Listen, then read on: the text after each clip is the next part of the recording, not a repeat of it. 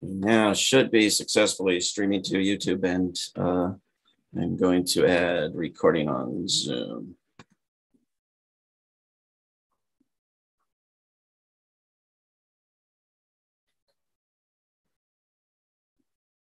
And that should be working as well. Let's go ahead and get started. People are still coming in, but they can catch up. And if they miss anything, there will be a video that we will send everyone along with additional information and answers to questions that didn't get asked and so forth. Welcome. My name's David Swanson. I'm the Executive Director of World Beyond War. We have a number of wonderful speakers, all of whom can mute, and then when it's their turn can unmute. And we will have a section of this event for discussion and questions and answers. And so you can put questions for anyone into the chat at any time. And you can also plan, if you choose, to use the raise hand function.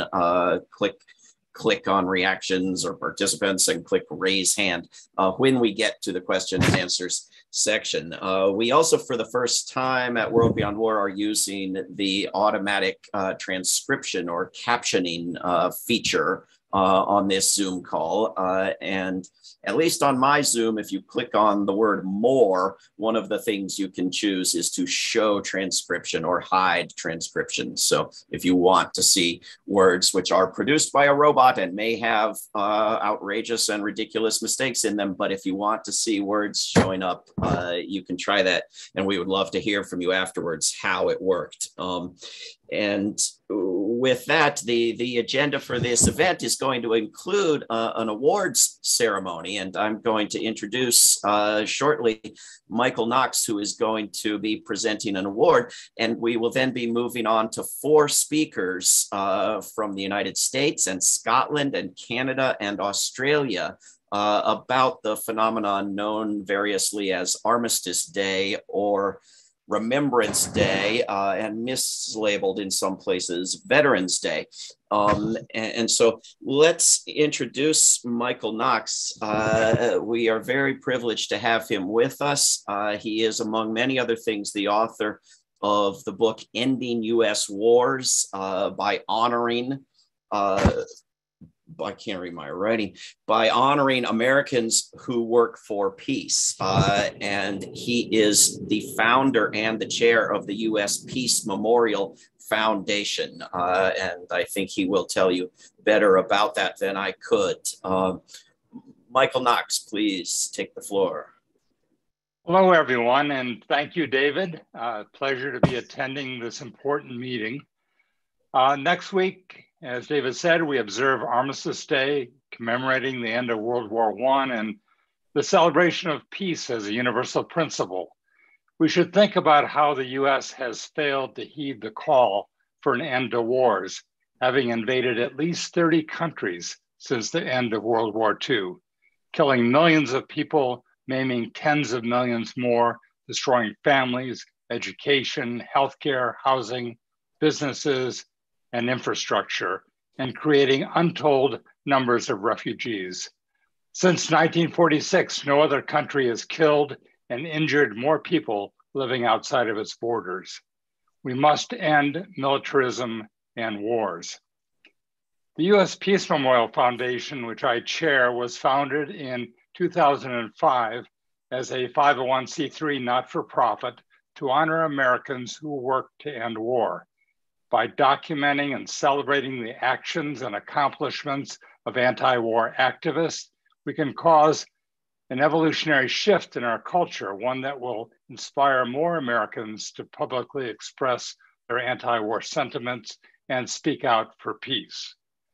The foundation recognizes, documents the work of, and honors these courageous Americans by publishing the U.S. Peace Registry, raising funds to build the U.S. Peace Memorial as a national monument in Washington, D.C., and awarding the annual U.S. Peace Prize.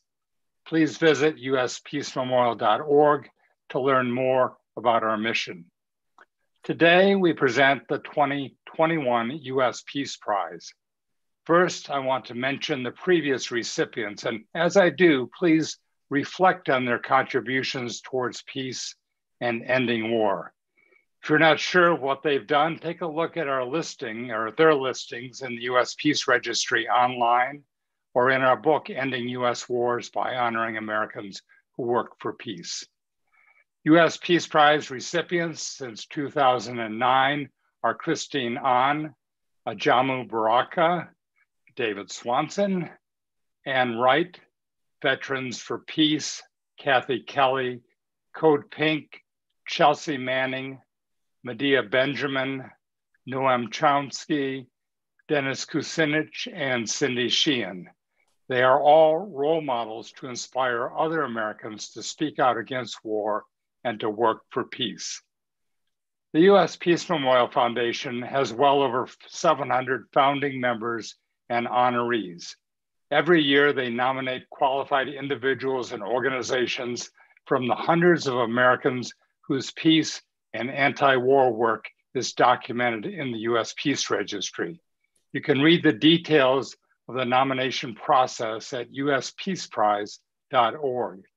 So this year, 3 individuals and 2 organizations were nominated to be considered for the U.S. Peace Prize.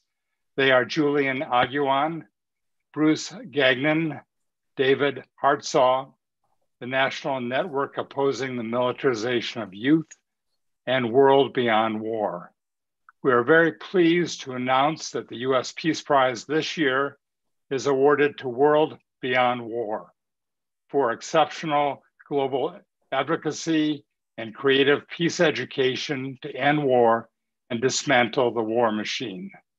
So thank you, the members of World Beyond War, for years of outstanding and prolific anti-war actions and extensive peace educational projects involving many people and organizations. We appreciate your leadership and the significant impact your members and programs have had throughout the world.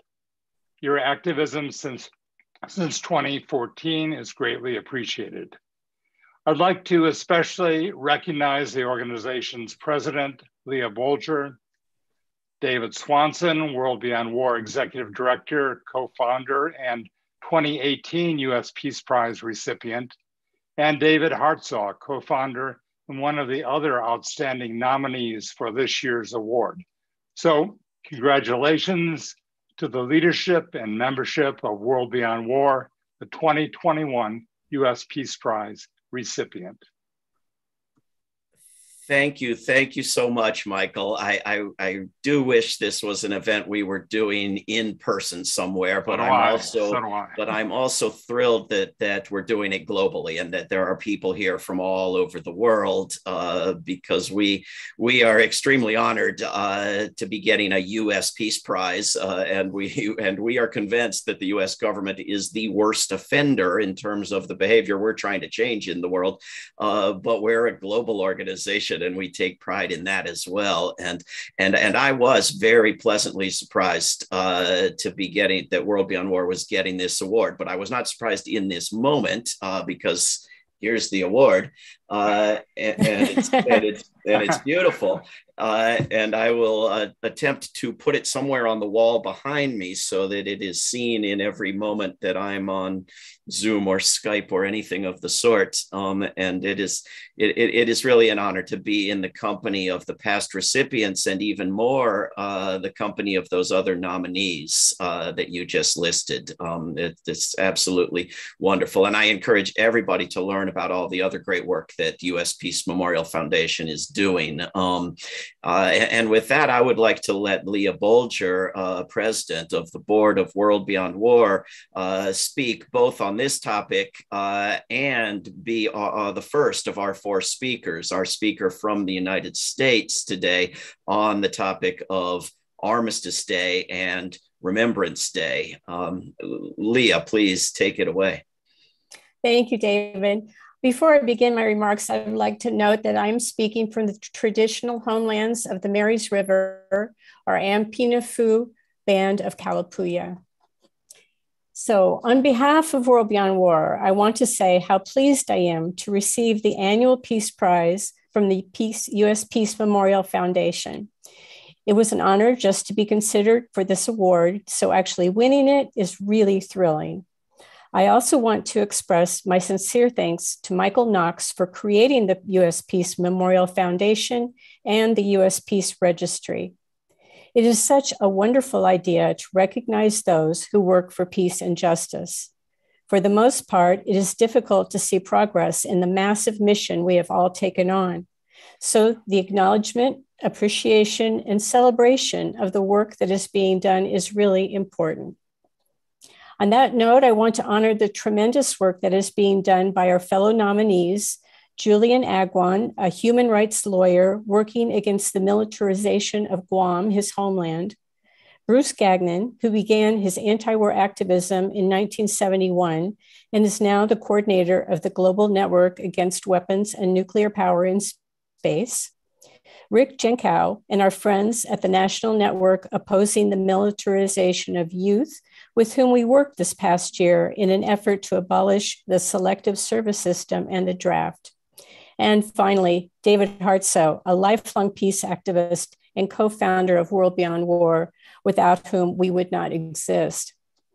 I would like to note that David Hartsoe, as well as 3 other U.S. Peace Memorial Award winners, Medea Benjamin, Kathy Kelly, and Ann Wright, are all members of the World Beyond War Advisory Board. So we're in very good hands.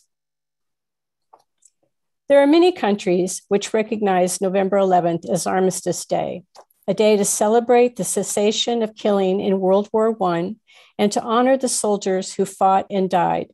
But I don't think there is any country that has turned the intention of Armistice Day on its head like the US has.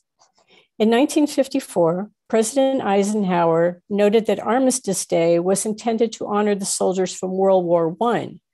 But in World War II, Eisenhower served as Supreme Commander of the Allied Expeditionary Force in Europe and achieved the rare 5-star rank of General of the Army. He was responsible for planning and supervising the invasion of North Africa in Operation Torch in 1942 and the invasion of Normandy in 1944. So he felt like we needed a holiday that would honor all the Americans who died in Europe and the Pacific in World War II as well. And oh yes, what about the Americans who died in Korea? They needed to be honored too, and Armistice Day just didn't cut it. So instead of creating a separate holiday for those veterans, or all veterans, past, present, and future for that matter, he ditched the aspect of Armistice Day that was actually about the armistice and transformed the day into one which not only honors soldiers, but honors and glorifies war, and called it Veterans Day.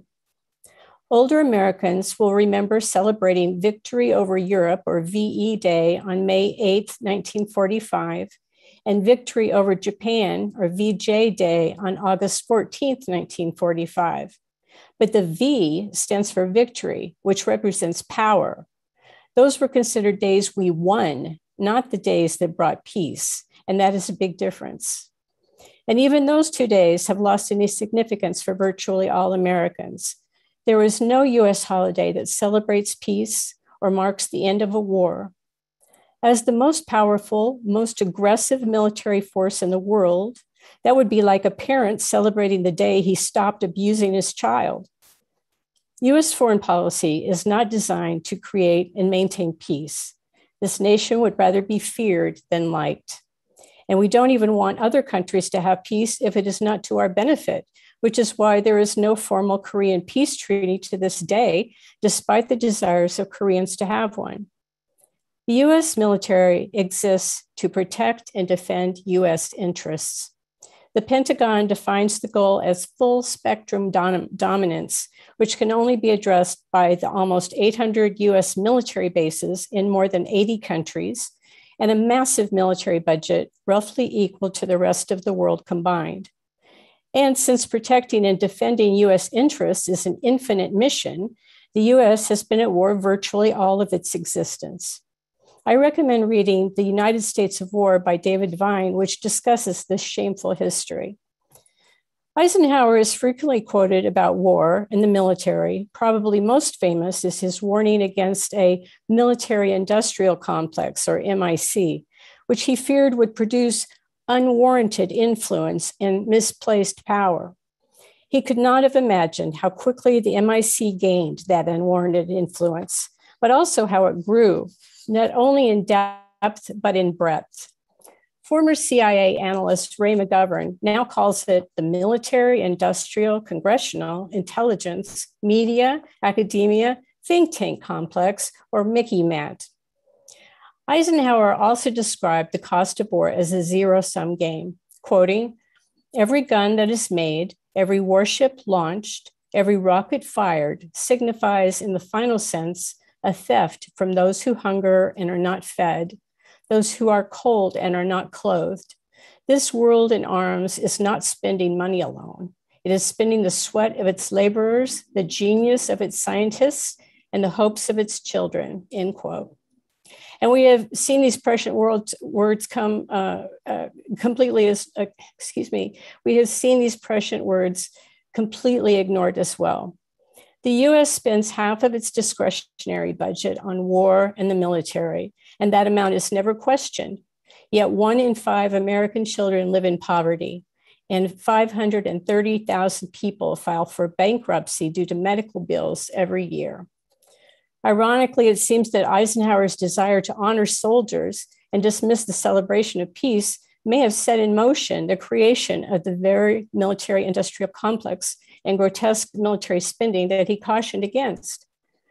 So that is one way that the US has perverted the original intention of Armistice Day, but there is another way, which is just as typically American, and that is the commercialization of it. Quoting now from the Veterans Administration website, "The Uniform Holiday Bill, Public Law 90, was signed on June 28, 1968, and was intended to ensure 3-day weekends for federal employees by celebrating 4 national holidays on Mondays: Washington's birthday, Memorial Day, Veterans Day, and Columbus Day. It was thought that these extended weekends would encourage travel, recreational and cultural activities, and stimulate greater industrial and commercial production," end quote. But as it turns out, this was confusing for some people, and some states continued to celebrate Veterans Day on November 11th. So eventually the law was changed back so that it would be observed on November 11th, regardless of what day of the week on which it fell.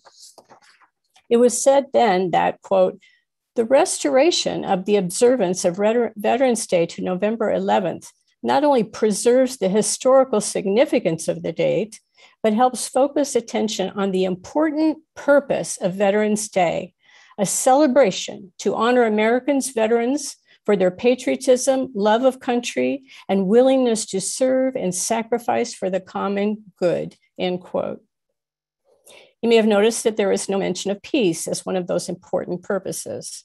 And I would also question the words common good, common for whom, I ask. You may have also noticed that the stated purpose of Veterans Day does not mention the millions of civilians who needlessly died in the wars in which these patriotic heroes fought. But even though US federal employees are not guaranteed a 3-day weekend for Veterans Day, I do have some good news to share for everyone, not just veterans.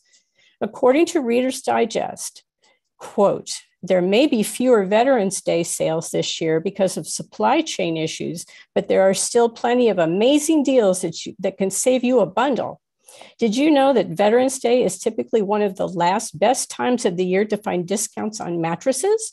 Also, you can find really good buys on housewares and appliances." So between deifying veterans and getting a hot deal on a dishwasher, there isn't much room left for honoring peace. I applaud the efforts of Veterans for Peace and others to restore Armistice Day in the US to its original intent, but I'm not holding my breath. The co-option of Armistice Day illustrates the general underlying attitude of Americans towards issue of war and peace, and that is why it is so important to recognize the people who think that these issues are actually paramount and dedicate their lives to ending war and bringing about peace. So it is with great humility that I accept the U.S. Memorial Peace Award on behalf of World Beyond War and thank the Foundation for recognizing our work. Thank you very much. Wonderful. Thank you, Leah. And thank you again, Michael. And let's turn to a part of the world where the day has long been called Remembrance Day, though maybe not everyone remembers exactly what it used to be decades ago. Brad Oliver is with us. We are very privileged to have Brad, who's with Veterans for Peace UK, but is from Scotland and is a co-founder and a former co-chair of the Aberdeen campaign for nuclear disarmament. And there is, of course, a big effort going on in Scotland right now to get militaries included in climate agreements. They seem to be only included in pro-military holidays. What is with that? Brad, welcome. The floor is yours. Hi, I'm Brad Oliver. I'm a former squaddy from, I'll share this screen. I've got some things to there we go. So I was 5 years in the British Army in the 70s, did tours in Northern Ireland, and but I'm more a street fighter than a keyboard warrior, so you need to bear with me. There's nothing wrong with remembrance. In fact, it's to be encouraged. It's the way that remembrance is commemorated that needs to be discussed and explored. There's no need to decorate a jet fighter with the image of a poppy. So let's bomb while we remember, which is an oxymoron. Also, there's no need to drop poppies from a World War II bomber. To me, that's the blood of 20 million plus people who died in the World War II. Or to bedeck the Tower of London with poppies.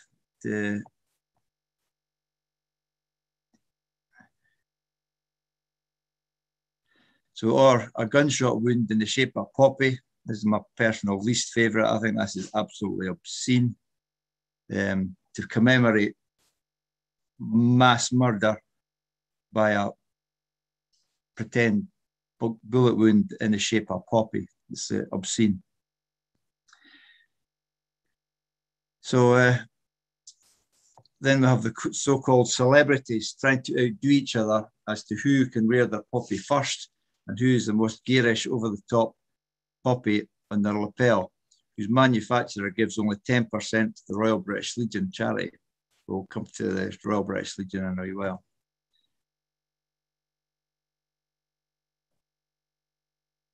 So when I visited Palestine and Israel, I walked along some of the apartheid wall, and a guy who spoke English. I chatted to him about things on the wall, and I said it was nice that the people had painted nice images on the wall. He rebuked me strongly, stating that we don't want the wall to look nice. It's an ugly wall, and it's an ugly idea to isolate people from each other. That's me, the guy that was, you know. So in my view now, that's my modern day view of the poppy. It's been whitewashed to look beautiful with art installations and events to celebrate. There's nothing to celebrate in war, only its ending. Yeah. So the original poppy was a symbol from World War I, where nothing grew except poppy in the Dante's hell that was the Flanders and the Somme. Over the years, it's become a fundraising emblem for ex-service charity.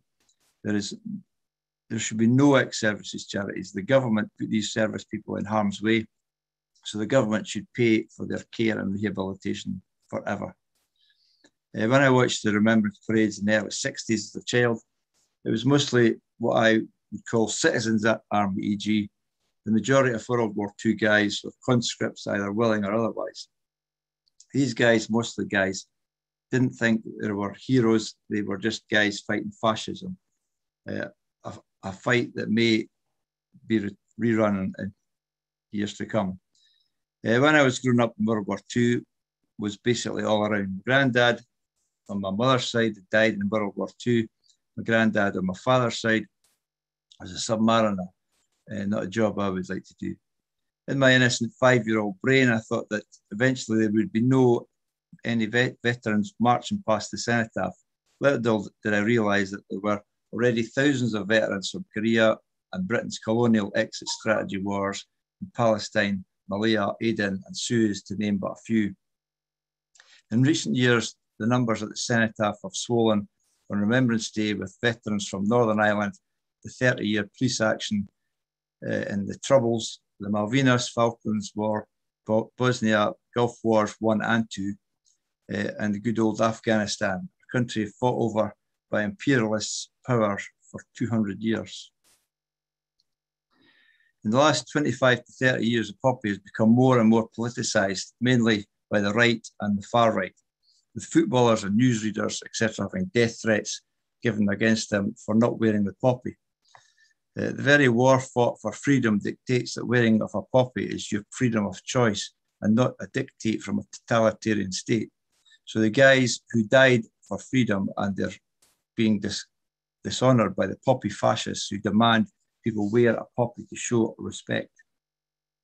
The far right and the mainstream media has jumped on the bandwagon, sending out false news re Muslims areas banning the poppy, whilst the far right give a Hitler salute whilst wearing the poppy. Now there, take a look at that. And a fascist wearing a poppy, would you call that an oxymoron or just a moron? So the truth that as its significance fades, the Remembrance Sunday has wider, less than an anthem for doomed youth, and even more a celebration of the wilder, mostly male, seemingly infinite obsession with two wars. The second conflict may have ended 70 years ago, but you wouldn't know it. World War II is everywhere. It's on the telly, it's on the cinemas, it's in our minds, and it's in our lips more than might be healthy. When terrorist incidents happen or the bus is delayed, we talk about the Blitz spirit or the Dunkirk spirit. I bet the Germans or in Hiroshima, they don't say the bombing spirit. No matter that none of the people involved were even there. No matter that equating a late bus to a carpet bombing of a city is just plain dumb. The poppy has gone from a small act of remembrance to a virtual whip that is deployed to beat non-conformists into line. The vocabulary used by politicians and news pundits does not lend itself to the promotion of peace. Things like surrender monkey French, traitors, the enemy, etc. I'll always remember the Thatcher government saying that the striking miners who were only trying to save their jobs was the enemy within. Now let's look at the power behind the throne, so to speak. The Royal British Legion, on paper an organisation supposedly dedicated to the veterans' charity. The shift in both the presentation and significance of the poppy and its increased use by the Legion, not just to remember past wars, but to be actively co-opted in order to advocate support of current and future wars, support for our troops. Proper respect for the armed forces is part of the much wider shift towards militarism in the country, as many commentators and organisations have noticed. Quaker Peace, in their remarkable document, The New Tide of Militarism, have documented this new presentation of militarism and how it is being developed. There is a new and different tide of militarism that has developed over the past 5 years. The general public do not seem to be aware of it, and it is not being discussed or scrutinised. As they suggest, our general lack of awareness of this new and different tide of militarism is due to the subtlety and care with which it is being introduced and the unexpected forms it takes. The Quakers, the involvement of the military in the Royal British Legion campaign has also increased, whereas in the past the role was mainly to participate in the ceremonies around Remembrance Day. Now troops and cadets sell poppies, often with the cry, "Support our troops." The 2008 government report, National Recognition of our Armed Forces, aimed to eliminate the separation of armed forces and civilian life, which it seeks to through such means as encouraging the greater relationship between the military and the media, fostering greater encouragement between Parliament and military, increasing the presence of military in the schools through expansion of the combined cadet force, to to do everything possible to encourage more comprehensive schools and city schools. This is a worrying thing, getting troops into schools, something that happened in 1930s Germany. Today, poppies are sold on railway stations, but by current forces personnel calling support the troops. Surely the poppy cannot carry both meanings without contradiction. These contradictions only deepen when you start to investigate the extensive links between the British Legion and the contemporary arms companies. Many of these policies are enabled by the weaponry of BAA Systems, the platinum sponsor of the British Legion Poppy Appeal. Supplies the CAAT research show Saudi Arabia is the largest buyer of UK weapons in the world. It is also one of the worst human rights abusers. BAA Systems armoured vehicles were used by Saudi troops to suppress pro-democracy protests in Bahrain. Indeed, BAA has an extensive history of sales involvement in the Saudi dictatorship and was at the centre of one of the biggest arms trade scandals ever, the notorious 43 billion al-Yamah. The word means dove. Arms traders, it seems not to be without the sense of irony, deal with Saudi Arabia in the 1980s. In the words of the Financial Times, this deal was the biggest UK sale ever of anything to anyone. It includes not only sales of extensive weaponry, but also training and advice of the Saudi military. The deal eventually led to BAA Systems being sentenced to pay £400 million criminal fine, one of the largest criminal fines in the history of the international arms trade. As the Guardian noted, BAA admitted to false accounting and making misleading statements. The company ran a global money laundering system, a network of secret cash payments accounted to billions of pounds that went on for years with the connivance of the British government. In 2003, the Royal British Legion chose this company to be their major financial sponsor for the Festival of Remembrance, an annual military uniform fetish ball. We are forgetting one of the major drivers of the First World War, and indeed of all wars, the arms market. The British arms company Vickers Armstrong, later to become British BAE, sold arms to the Ottoman Empire that were used later against British troops. This points us again to the curious process through which poppies are worn to commemorate soldiers killed by weapons made by arms companies which sponsor the manufacture of poppies which are worn to commemorate.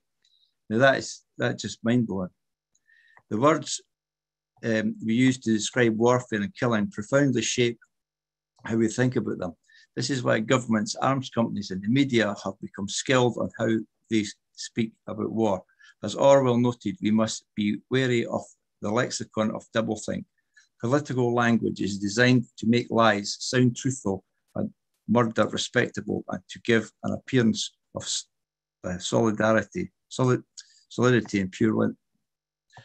We are all familiar with the duplicitous language of making murder respectable, collateral damage, the slaughter of innocents, friendly fire, having a fellow soldier accidentally blow your face off, extraordinary rendition, illegal torture, dynamic room entries, blowing up your front door in the middle of the night.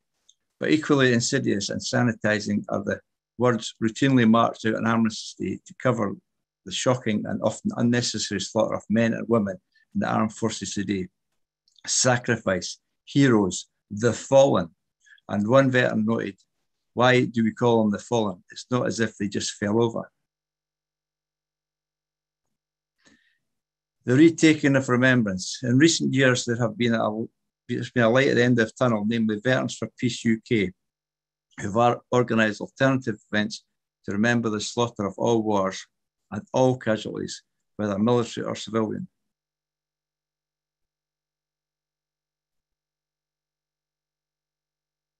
So we veterans of the armed forces, having dutifully served our nation, do hereby affirm our greatest responsibility to serve the cause of world peace to this end. We will work towards increasing public awareness of the cost of war. We will work to restrain our government from intervening overtly and covertly in the internal affairs of other nations. We'll work to end the arms race and to reduce and eventually eliminate nuclear weapons. To achieve these goals, members of Veterans for Peace pledge to use non-violent means and to maintain an organisation that's both democratic and open, with the understanding that all members are trusted to act in the best interest of the group for the higher purposes of world peace. We urge all veterans who share this vision to join us. Thanks very much. I hope you weren't too bored with that. Thank you, Brad. Absolutely wonderful, terrific. Let's keep this moving along from Scotland to New Scotland, to Nova Scotia in Canada. We are very privileged to have Sandy Greenberg with us. She is a member of the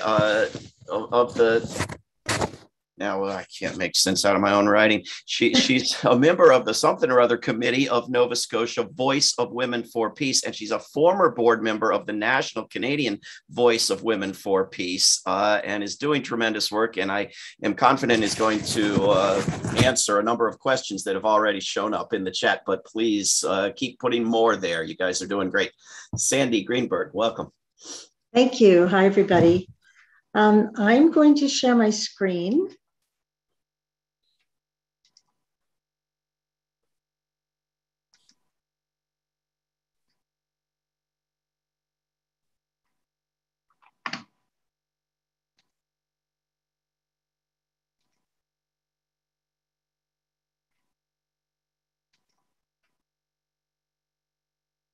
Okay, let me just see if I'm doing all the steps that I have to.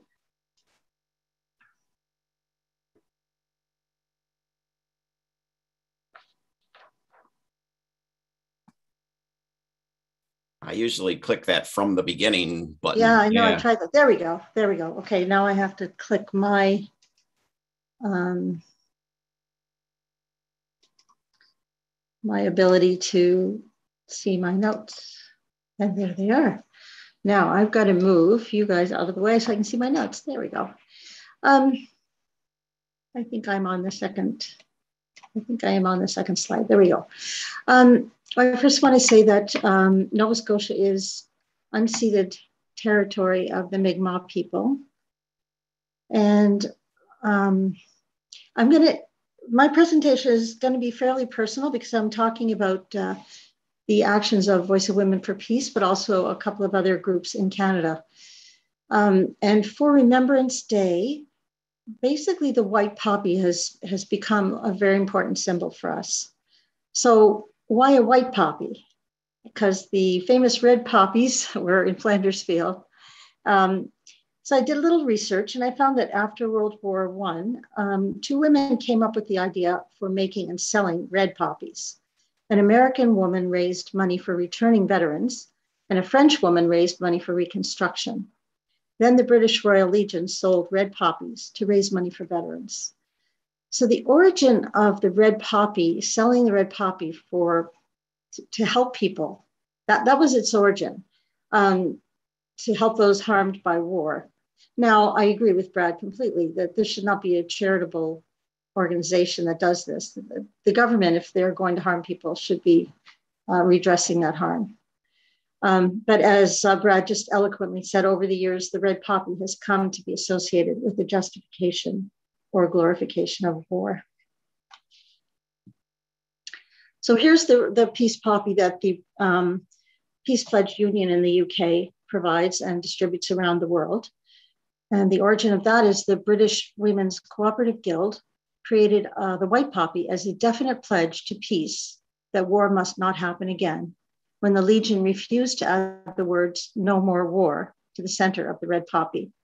Many of the women in the guild had lost husbands, brothers, sons, and lovers in the First World War. They sought peace based on international understanding and friendship. So at Voice of Women for Peace, we make our own poppies and give them away. And some are made with felt, and some are crocheted. And of course, we remember every woman raped in every war.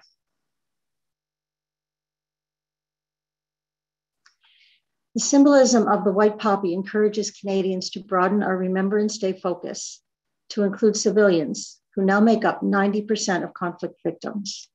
In these two wreaths from the group Vancouver Peace Poppies, the red poppies represent military casualties and white poppies represent civilian casualties. You see the difference between World War I and today. The white poppy also opens our minds to the environmental destruction and the harmful greenhouse gases caused by military activity, which also causes millions of people to become refugees and subjects women and children to sexual violence. The white poppy reminds us that weapons will not solve current global threats, whether they be from climate, inequality, nuclear weapons, or pandemics. Most importantly, wearing the white poppy is a commitment to work for peace. This is Lynn Adamson, co-chair of the Canadian Voice of Women for Peace, wearing both the red and the white poppy. When they are worn together, I imagine that the white poppy is saying to the red poppy, you are forgetting something. You're forgetting that war is hell, and that the fervent hope of those buried in Flanders fields was not to lie under the red poppies, but to go home and live in peace. You are forgetting that when bells ring declaring war has ended in peace, an overwhelming joy pulses through our veins. You believe that war brings us security. You are forgetting that wars don't prevent and in fact cause future wars. The white poppy says, I also want to honor our soldiers because they suffered and died. And I want to honor them by saving future generations from suffering the same fate. Here's a Voice of Women offering white poppies along with an explanation card to passerbys in downtown Toronto. Back in Halifax, Nova Scotia, we've used the power of the white poppy in many of our actions. This is Betty Peterson, our beloved mentor and grandmother, at the protest against the Halifax International Security Forum. And here she is, a white poppy in her lapel, handing out information sheets about the origins of Mother's Day, which was originally Mother's Day for Peace. You can also see our beloved Muriel Duckworth sitting down with her walker.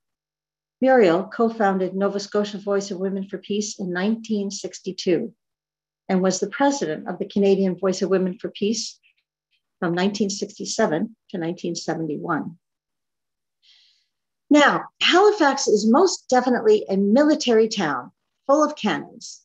The theme of a recent arts festival was Vanish. So, VOW created a project to cover one of the cannons with white poppies to make it vanish. We invited the public to write messages of peace on white poppies and then attach them to a net over the cannon. People were very engaged and excited to participate. And here we are at the end of the night. Then in 2019, Nova Scotia VOW held our first Remembrance Day white poppy ceremony at Point Pleasant Park, where there was a cannon just waiting to be covered. We put a fabric shroud over the cannon and laid wreaths. This wreath reads, protect, remember, honor, water, earth, air, all creatures. And here is our mix of white and red poppies. This is Mi'kmaq Elder Billy Lewis in front of our banner, which reads, Halifax Remembers Peace, Chibuktuk, 2019. There is no way to peace. Peace is the way. And here's Joan Smith, a Mi'kmaq drummer, and myself, Sandy Greenberg, with the guitar. This is Maria Jose Yax Fraser speaking about the impact of war on Indigenous women. And here's Professor Afua Cooper, who spoke and recited a poem. Now here's some of the people that were there. Note the veteran wearing his medals and the red and white poppies. The two women in yellow who brought a white poppy wreath are veterans as well, who have established a farm for women veterans to heal from the effects of their military service. And then the children start laying the wreaths. another wreath. Note that the cannon is shrouded now. Another child laying a wreath. This is Rana Zaman and Catherine Winkler with the mixed wreath, red and white poppies, and putting it into place. The wreath laying is complete. And I sang another peace song. The end of our ceremony. United by peace. This year, the Nova Scotia Voice of Women for Peace will hold a white poppy ceremony in Halifax at Peace and Friendship Park at 3 p.m. on November 11th. Now, another group that focuses on Remembrance Day is the collective Échec à la Guerre in the province of Quebec. Here's one of their white poppies. It says, against war and militarism. They have been organizing the White Poppy campaign since 2011, distributing 5,000 to 8,000 white poppies yearly. They have the support of a number of unions, educational facilities, community groups, faith-based organizations, and elected officials of the National Assembly, and many concerned individuals. They also publish a statement every year in a large daily newspaper, entirely paid for by supporters. This year, they are also completing a video clip on the white poppy, which should be available shortly. Excuse me. On September 24th, they participated in a global mobilization for the climate under the theme, Climate and Nuclear Weapons, Two Emergencies for the Survival of Humanity. On November 6th, they will publish this year's declaration, which is entitled, Demand Canada Say No to Nuclear Weapons. It states in part, we the undersigned wear the white poppy against war and militarism, and in memory of all victims of wars. We also wear it to demand that Canada, faced with the nuclear peril and its potentially devastating consequences on the climate and the very survival of the planet, say no to nuclear weapons and ratify the treaty on the prohibition of nuclear weapons without delay. So this cartoon, which is from their website, in French, it's Les Grands Oubliés du Jour du Souvenir. So the forgotten thing on the day of remembering, les victimes civiles, the civilian victims, et le rôle néfaste du Canada, and the harmful role of Canada. On November 11th, Échec à la Guerre will hold a Remembrance Day event to underline the memory of all victims of war, the vast majority of whom are civilians, and to question the validity of wars waged by our governments by falsely invoking humanitarian reasons. Now, another very active group is the Vancouver Peace Poppies. This is their 13th year running their White Poppy campaign for the public, and the 10th year for their schools campaign, offering subsidized poppies and classroom resources for teachers and students. In 2019, they distributed over 6,000 white poppies, of which over 1,600 went to schools. And here you can see one of their signs on a school fence, Peace and Remembrance.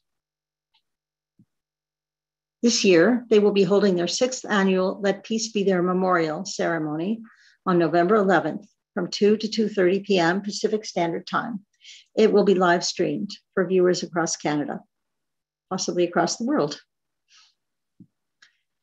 The ceremony includes peace songs, a short keynote talk, anti-war poetry, and a laying of a set of beautiful handmade wreaths for women, children, refugees, the environment, Indigenous peoples, and other groups.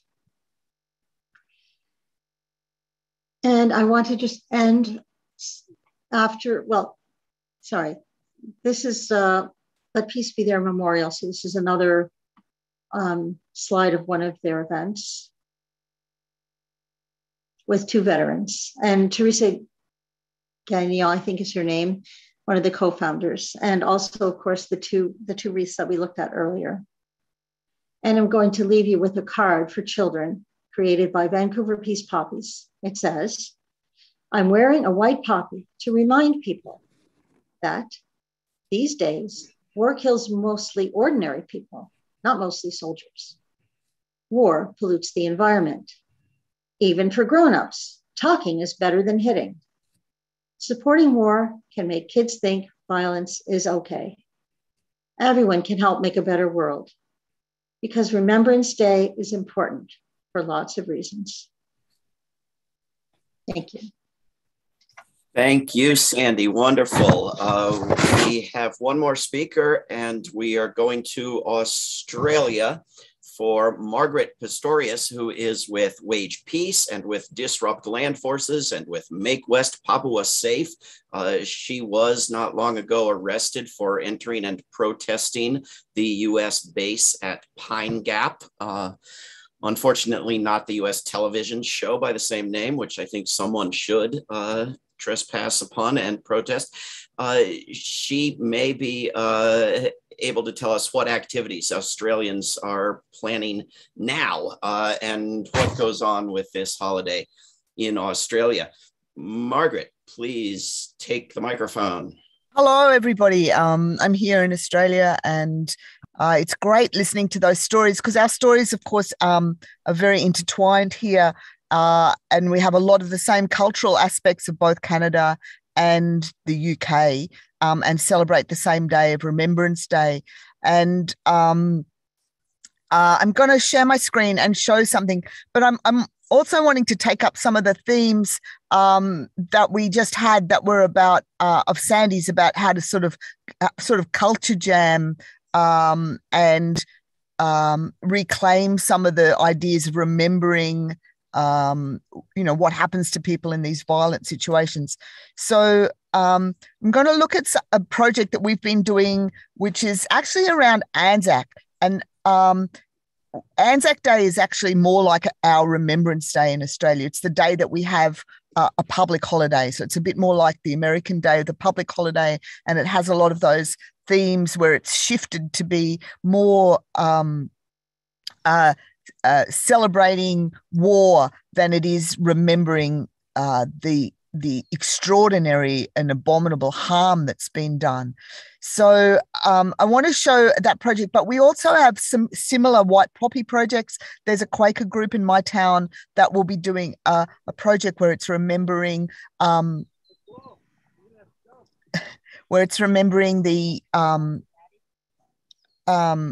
sorry, I'm just distracted. There's a project where we'll be remembering the harm done to the planet, actually, this year. And there is a group of Quakers there that really promote the white poppies very sort of significantly. But, mostly our Remembrance Day looks like this, just like the pictures that Brad showed. And we have one of these sort of shrines in every town. We don't have a lot of cannons around Australia because our militarism is quite late, actually, and most of it's overseas, except for that's related to the frontier wars. And, a lot of it's got a lot of poppies in it. So it's very similar in those ways. But what we've done is we've taken Anzac Day, and this is a story about Anzac Day, but it could be related to Remembrance Day. And in fact, people are also doing this sort of thing in Australia on Remembrance Day as well. And this project came out of, it actually did come out of the work that was done with the white poppies around 2010 and remembering civilians who had died in war. And I was asking, why is our thinking, I'm a therapist some of the time, and I was asking, why is our thinking so screwed about war? Why can't we get people engaged in thinking about militarism? And I sort of realized that we have a sort of a psychology of forgetting the real history of this country and forgetting the colonial wars, the what we call the frontier wars now, which is a word was hardly used 10 years ago, but we have started to use it through the direction of First Nations people to remember that it's not just massacres that happened to this country, but all the acts of war that you see, battles, disappearances, torture, rape, incarceration, massive sort of incarceration camps were the methods of colonial violence. And I remember attending the World Beyond War conference in Canada by Zoom a few years ago and listening to the young woman remind us that colonial wars really sit at the base of our cultures, and we don't talk about them much. Instead, we talk about these faults, these expeditionary wars, these massive sort of industrial wars. But the ones that affected probably people more than any others are the disgusting colonial violence that sits at the base of our cultures, and that the secrecy around those, like in Australia, we basically had a secrecy from about 1860 when some people were hanged for acts of colonial violence, and after that, everybody stopped talking about it, and they kept doing it, but they kept killing people, and the wars went on, but they stopped talking. So with some friends, these friends of mine and their cousin Guju Guju, we started this ceremony of remembrance, of remembering the colonial wars. And I just want to, this is what the elder Guju Guju Formal says: the frontier wars are important for healing. The Frontier Stories event has become part of our event calendar. It's very important for us as people to heal the wounds of the past and secure the future. We have Yidinji elders here today who have horror stories of beheadings and shootings at places like Skeleton and Davies Creeks, yet here we are wanting to make things right. Many tribal nations have a story to tell. Some are funny, and then there are those which are difficult. There is a danger these stories will go unheard for most Australians. So we set up a ceremonial space of storytelling, and it's brought our peoples together, the Yidinji people, the Gimawalabari Yidinji people, and the local supporters of those people. And it's also, they've been able to take this as a ceremonial space to rebuild their culture and their ceremony and tell their stories. And basically they encouraged us. They asked for some things, and we, a very small grassroots group, tried to do what they asked for. So they asked us to acknowledge some of the local massacre sites that are written in the history books. And you can see the place that women play in this. It's young women dancers, but also these elders, Teresa and Elaine, came to the very first ceremony with a song of lament that they had written for the event. So they understood the significance of this event quite quickly. And then they've sung that lament every year. So we've made it sort of a performative event. And you can see there's sort of groups coming and dancing. So it becomes a sort of a ceremonial space. And we, as the non-Indigenous people who are not First Nations people, though some of us can be First Nations people from other places, we play a response, a musical or a lament response that's in our culture. So it's done with dancers. You can see I play the viola there, a sort of an improvised lament, and that's from a different year. We have this sort of recognition of the harm that we have caused, that our people have caused their people, and we sort of try to bring this sort of sense of lament back into the memory and the storytelling of the frontier violence. And then we join together and we march through the city, and this is done in Gimoy or Cairns. And the second year, the council very kindly put up these large shields that were done by Gimoy, by Yidinji artist Paul Bong. And you can see this is a shield with bullet holes in it. You can just see the bullet holes there. And so we end there at this. This has become our sort of memorial site to finish with. But these are the sort of general sort of pictures that you get in the in the culture that go with these events, Anzac Day or Memorial Day, with the red poppies. And a couple of years ago, the older women, they worked with a radical florist, and they started to build their own shield, and they also built their own wreath, and you can see these sort of themes of wreaths and poppies. And this, you can see this wreath's got the little red poppy at the bottom, and it's got actually a different type of flower at the top, which I'll show you in a moment, which is an Australian blood flower. And they've got this, this is the words from their song, which is Nganji Nguju Bina Bambiji, which means we will remember them. And it's about remembering the ancestors that fell during the frontier wars. And they then, this is after 4 years of doing the ceremony, the Yidinji people themselves went and placed that wreath amongst at the ceremony, at the generalist ceremony.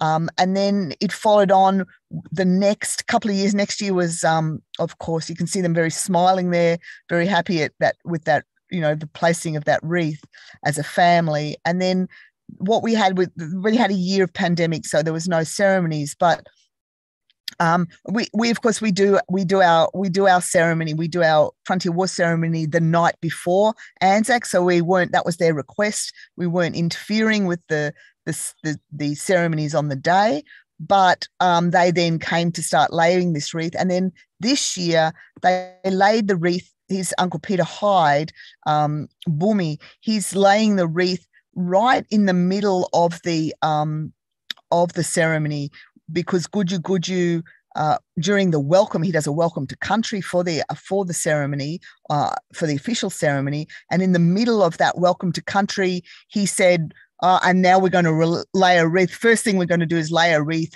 to remember the frontier wars and remember our people who died during those wars that were on this country.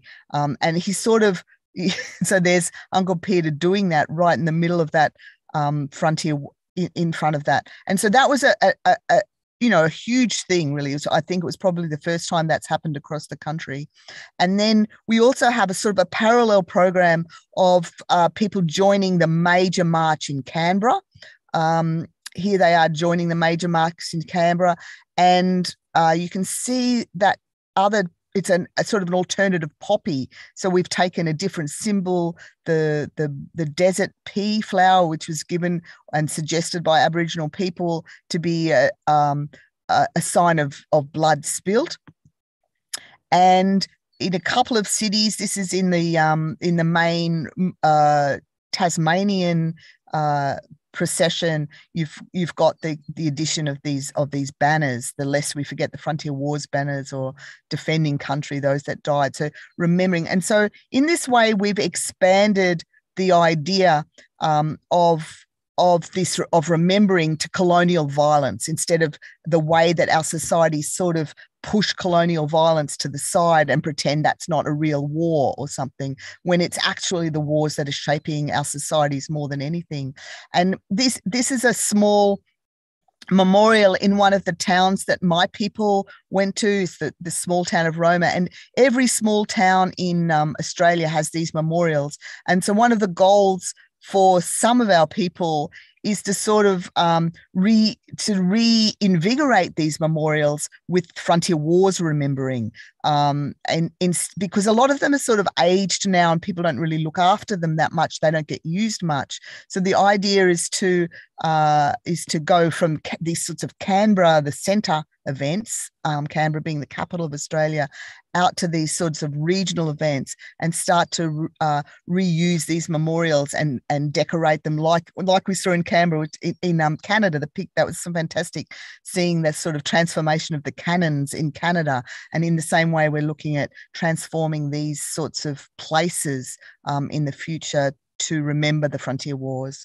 So yeah, that's time, I think, that'll do. Wonderful. Thank you, Margaret.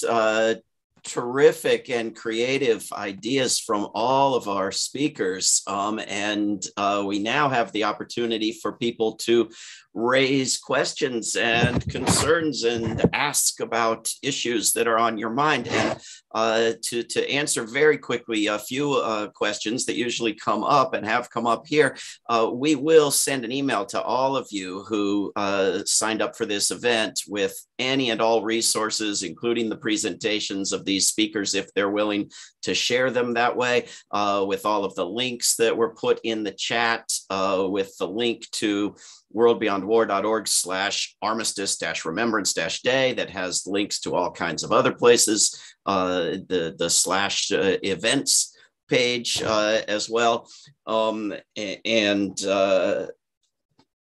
If anyone has a question they would like to ask out loud, orally speaking, the old-fashioned way, please use the raise hand function, and Leah will be watching for you and calling on you. Otherwise, put your questions in the chat, and I will look at them and read them. One question that I see there already is on the topic of conscientious objection. Why don't we do conscientious objection to paying military taxes and so forth? And I would point people to WorldBeyondWar.org/online, where you'll find a link to petitions and resources on campaigns around the world on that topic. And the same person asks also about departments of peace and that whole effort. Would any of our speakers like to speak on those topics? I would like to talk about Department of Peace. This is something that sounds like a really good idea, but it's a really terrible idea. For one thing, there's a lot of reasons. One thing, it would cost a lot of money. Where's the money going to come from? Sure, not going to come from the defense budget. Second thing, it's a cabinet position. You would make it a cabinet position like the Department of Defense. Those are appointed by presidents. Now, you're not going to have a president appoint a chief of a Department of Peace who's going to have any thoughts or plans or whatever that are contrary to the Department of Defense. The third thing is we don't need it. We don't need to study war. We don't need to find alternatives. We just need to stop killing people. We just stop war. We don't need to study it. So I think there's a lot of reasons, but I just think it would be silly. It's like, we don't know what to do. Here's some ways we can have peace. We know the way. So that's my adamant answer to that. Well, my answer is usually that the campaign to win it in some countries is more valuable than actually winning it. I think it depends from country to country, and I don't claim to know enough about every country to say, but in the United States, an almost identical campaign won a U.S. Institute of Peace, and it exists and has yet to oppose a single war. But the campaign demanding a Department of Peace is very educational and useful for people. Let me go to a different question.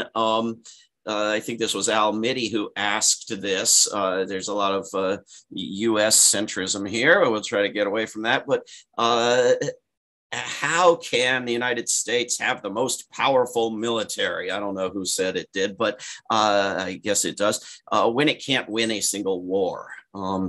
Anyone want to comment on that state of affairs? I'm happy to comment on that. I think, I'm just going to refer to the veterans, Danny Sjösen and Matthew Ho on the webinars, who say, really the corporations win.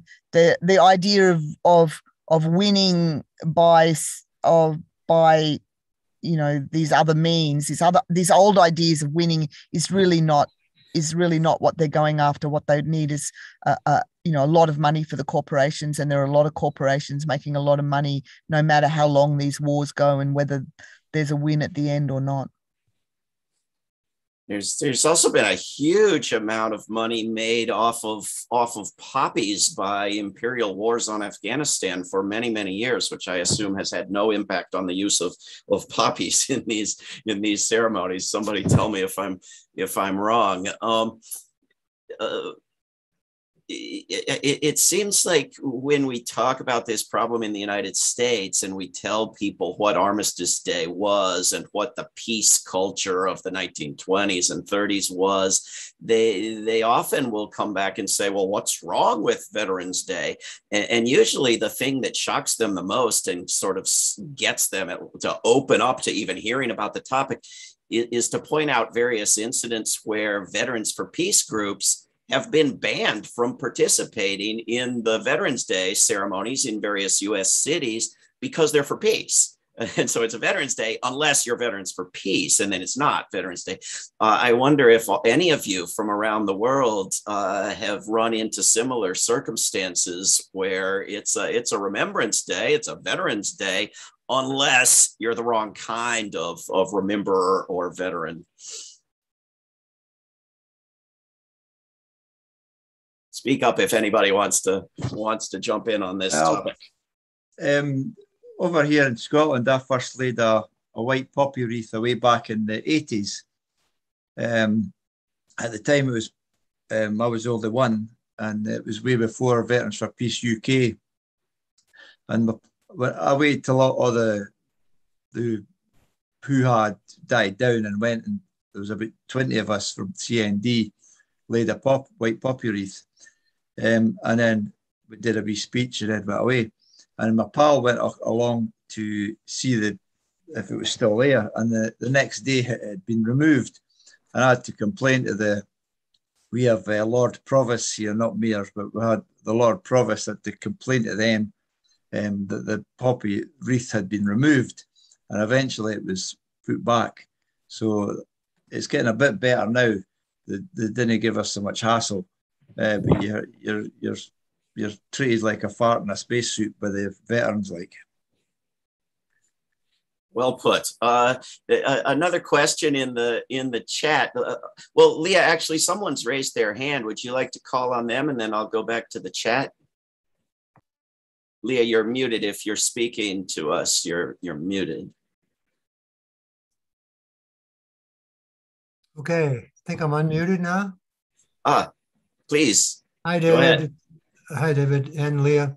I just wanted to mention that in 2016, the Veterans for Peace chapter here in Syracuse, New York, did attempt to enter the Veterans Day parade, and we were denied because we had a message that wasn't consistent with Veterans Day. So since that time, we have devoted our efforts to a separate celebration of Armistice Day. Thank you. Very, very good. Glad to hear it. There are a number of hands being raised, so let me take one of the questions from the chat, and then maybe Leah can call on somebody and ask them to unmute. One question in the chat, I think this is a quick one, and probably the answer is no, but do the white poppies have any connection to the white feathers that, at least in the UK, women would give young men to shame them into enlisting in World War I? No, there's nothing. It's actually almost the opposite. The white poppy is a symbol of peace and everything, and it's just us old hippies that wear them mostly. But the red poppy is becoming like the white feather. If you don't wear the red poppy, it's like you've been given a white feather. You get what I'm saying? Because yes, exactly. Not wearing a red poppy is almost as bad as not going to war in the First World War and getting a white feather, if you get the gist. Right, exactly. Leah, you want to call on somebody? Yeah, I finally figured out how to unmute myself, and now I can call on Alan if you'll unmute yourself.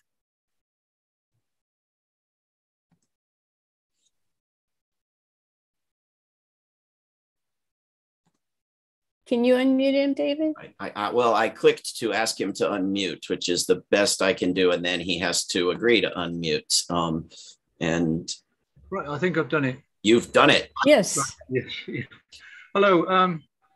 I'm also a member of Veterans for Peace UK, like Brad, but I live near London, and every year in London we have the big Remembrance ceremony on Remembrance Sunday. And Veterans for Peace attend there. We usually have about 30 people turn up, but basically we don't feel welcome. We usually last to appear, and very often everything is being packed up around us while we're having our ceremony. And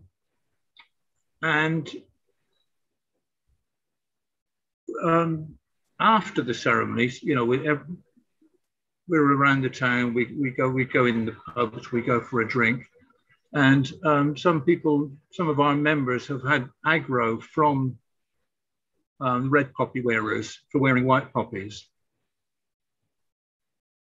Yeah. Okay, thanks.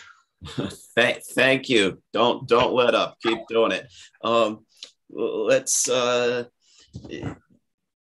one question that's brought up in the chat is the topic of Taiwan as one of the many ways that the warmongers and the weapons dealers might get us into another world war. I think arguably as stupidly and unnecessarily as the past world wars. But does anyone, maybe Sandy or Margaret or anyone, want to speak to the need to avoid the repetition here?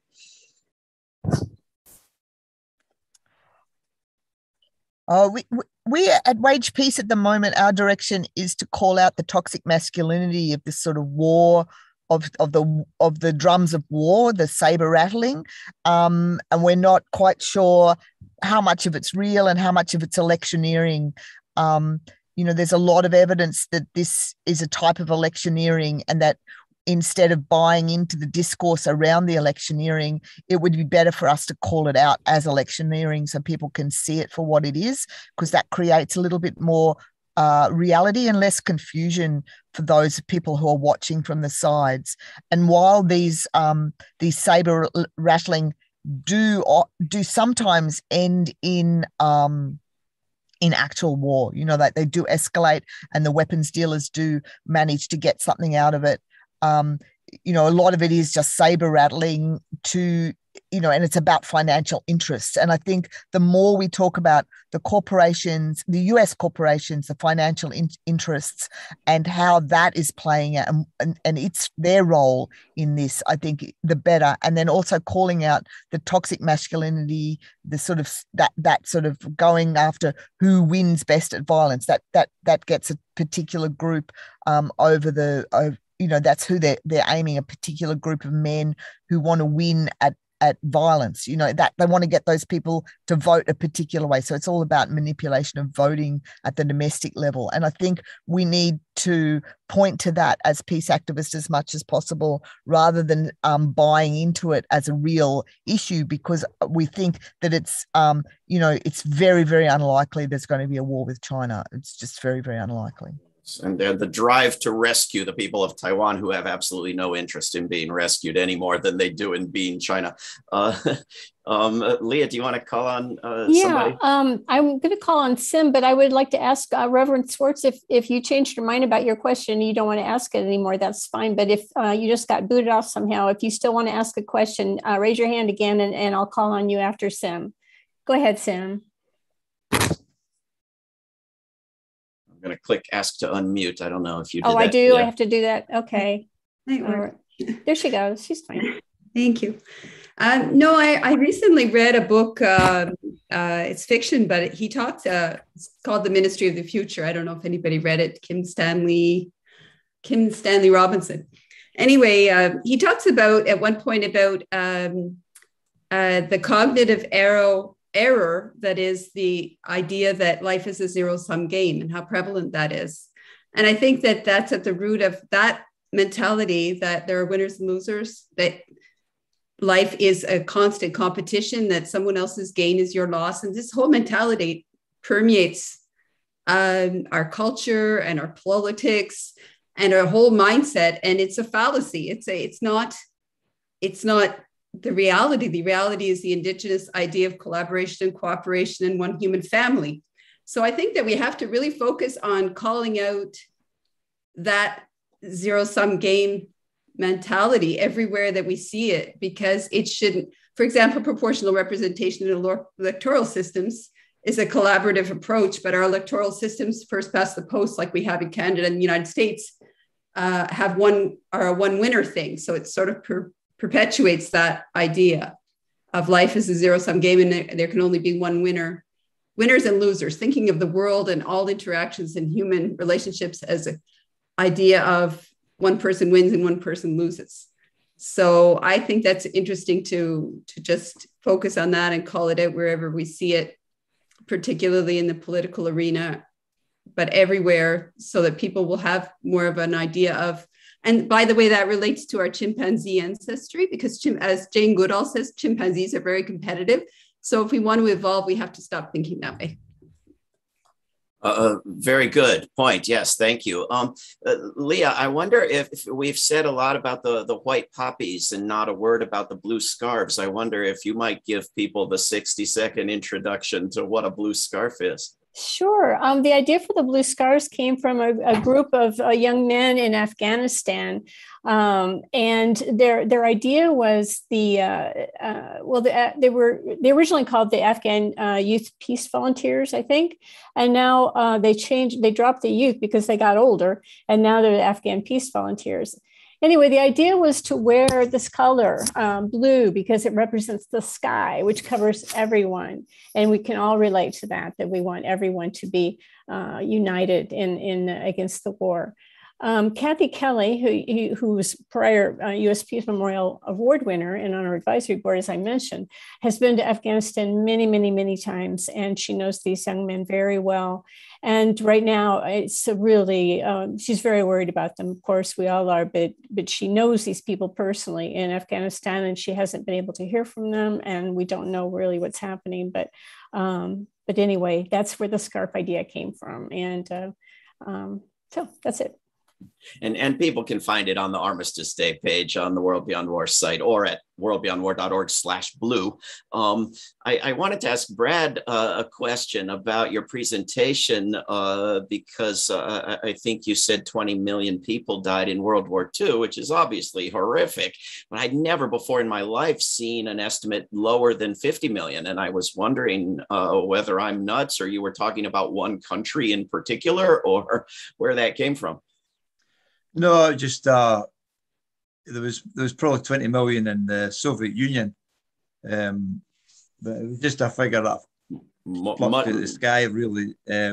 27 million, according to the Russians. Yeah, well, the estimate's 20 to 50, depending on how many was killed by Stalin. But it was just a figure that was flopped to the sky, sort of thing, Okay. I'm just looking at the chat here. I don't know if anyone's raising their hand, but we are also running low on minutes. I wonder if we could ask any of our speakers if they have any closing remarks including any recommendations to people, what to do going forward, how to participate in building a culture of peace and reclaiming and reshaping some of these holidays. Well, I could just say one thing regarding the corporations that are the real winners in all of this. Our group has made a banner commemorating the children that were killed in Yemen by a Lockheed Martin bomb. And it's a white poppy with all the feathers. Each feather is the child's name in Arabic and English embroidered. And so to make it something like, kind of like the word concrete, something and a piece of art that you want to look at that shows you what these corporations are actually doing. Excellent idea. And can I just add to that too, which is I think this is important to make these ceremonies and cultural events and artifacts, right?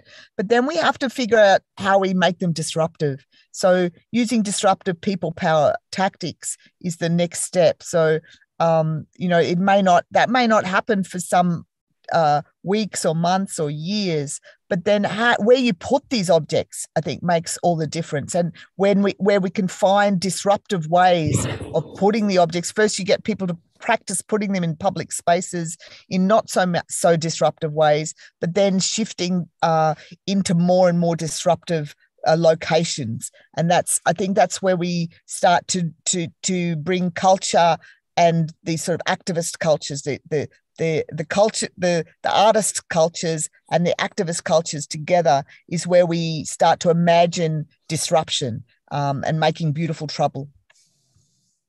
Excellent. Leah or Brad wanted to add anything to that? Just one thing. Or Michael? The main thing that's stopping peace is that the industrial military complexes, this so-called thing, is because they are profit-run organizations. They must have perpetual war to keep their profits rolling in. So until such time as we stop the arms industry, we'll never have peace, because it's in their interest to make war, not peace. And you know, and the whole thing is, at the moment we've got a parasitic, consumerist world. Until such time as we turn it round to be a symbiotic relationship with the world, as opposed to parasitic, you know, feeding off the planet, we're going to have more and more wars. So that's just my wee thought there for a minute. Totally. Couldn't agree more. Leah, did you want to add anything? Well, I wanted to just respond to Matt, Third World Farmer, who asked about capitalism and imperialism being the heart of war, and that we have to a whole new world order. And I absolutely agree. I mean, if I believe the United States it would not be at war constantly if it weren't profitable. And the MIC we talked about is so huge, and our system is so corrupt, and that the politicians who could have the power to change the money that goes into the Pentagon need the money that the lobbyists give them. And it's this huge whole complex, the Mickey Matt thing. So absolutely, the world needs to come together on the problems that affect everyone, like climate change, and by the way, and pandemics. And by the way, if you don't know, the U.S. military is the biggest user of fossil fuels in the world. And this is a point that we've been trying to make over and over, and we're seeing this at COP26, a lot of protests about it, and we're trying to have more webinars and educate people about the harm that is done to the environment, which affects everyone, and they can't do anything about it. So, you know, for the United States to just say, oh, yeah, we can do this, and you know, we get biodiesel, and that'll really help, and oh, we'll create some green jobs. You know, and they don't even mention the military. And so, yes, we need to get, the capitalism is at the root of all of it, if you ask me. So, thank you. Thank you, Leah. Michael, did you want to add anything? Well, I just want to say I agree with Leah. A lot of it has to do with money, and certainly the bribes that are paid by defense contractors and those who pollute to our members of Congress to make sure they'll get exactly what they want. That's a big problem. The other problem is the lack of people who feel comfortable speaking out against US war. There are so many negative consequences associated with that. So I just want to reiterate the mission of the U.S. Peace Memorial Foundation is to recognize people who have the courage to do that, to honor them, to document in our book, Ending U.S. War, and online in the U.S. Peace Registry, so that we can hold them up as role models, as people that others might want to emulate. And if they want to engage in an anti-war activity and feel comfortable doing it, there's a broad spectrum we've identified in the book, about 900 specific anti-war actions that people can take. And it's everything from writing a letter to your local hometown newspaper to civil disobedience that leads to arrest. And it's a wide spectrum of activities. What we need to do is have more role models, honor more people in countries throughout the world who have the courage to speak out, and that will encourage others to follow the lead. Wonderful, thank you. Thank you for the award, as well as for the remarks and our wonderful speakers today, and great conversation in the chat. I saw a comment there from Steve McEwen, a veteran for peace, who's been working on this issue with that organization for years. Rather disturbingly questioned just recently in the chat, are there going to be any activities on the actual day of November 11th?